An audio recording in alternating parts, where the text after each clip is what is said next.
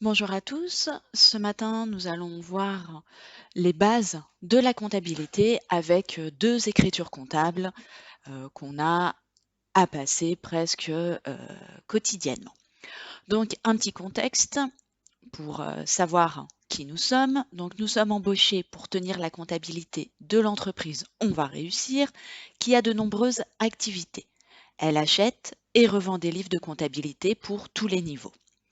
Le 22 février 2022, elle achète 100 livres pour un montant de 1200 € hors taxe à un fournisseur français.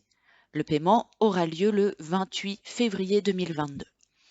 Donc les livres, première question qu'on a à se poser, est-ce que c'est de la marchandise ou de la matière première? Alors quand on regarde l'énoncé, elle achète et revend, donc il n'y a pas de transformation. Elle n'achète pas de la matière première et elle fabrique pas ses livres, donc ses livres sont de la marchandise. Donc au niveau du type de la catégorie pour ces livres, on sait que c'est de la marchandise. Donc ça va être un 607. Bon, pour ça, on regarde dans le plan comptable. Donc achat de marchandises. Achat de marchandises, compte de charge. Compte de charge qui augmente au débit et qui diminue au crédit. Donc quand on achète, on débite le compte. On débite pour un montant toujours hors taxe, donc pour 1200.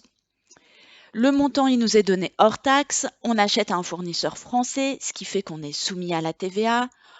La TVA sur un achat, c'est de la TVA déductible, donc un 44 566. TVA déductible sur autres biens et services.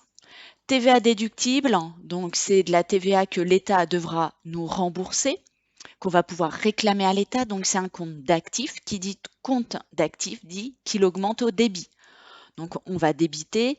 Alors là, dans l'énoncé, c'est pas donné, mais ça va être le taux commun de 20%. Donc le montant hors taxe fois 0,2. Le paiement, il a lieu quand? Il a lieu plus tard, après l'achat, à peu près 6 jours après. Ce qui veut dire que ce n'est pas un paiement comptant, on ne va pas prendre la banque, mais c'est un paiement à crédit, donc on va prendre fournisseur. Fournisseur, compte 401. Le fournisseur, lui, est un compte de passif, qui veut dire qu'il augmente au crédit et diminue au débit. On reconnaît qu'on a une dette en créditant le compte pour un montant qui est TTC. Donc on prend le hors-taxe auquel on rajoute la TVA. Donc ça, c'est la première écriture pour le 22 février 2022. Le 28 février, on paye. On paye comment? En soldant la dette fournisseur. Donc on va prendre un 401. Quand on dit solder, ça veut dire que si on paye à notre fournisseur, on ne lui doit plus rien. Donc ça diminue la dette fournisseur. Compte de passif qui augmente au crédit, qui diminue au débit. Donc au débit, les 1440, on va les enregistrer au débit du 401.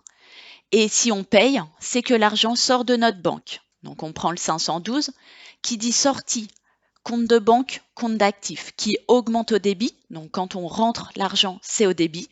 Quand on sort l'argent, c'est au crédit. Donc ça, c'est la deuxième écriture. Quand vous aurez un paiement, vous aurez fournisseur et un compte banque ou un compte caisse. Autre écriture possible.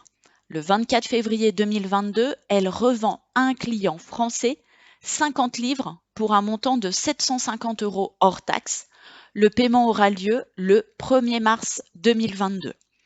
Donc là, elle revend quelque chose qui était des marchandises. Donc ça veut dire que c'est une vente de marchandises. Donc vente compte de classe 7, marchandises compte 707.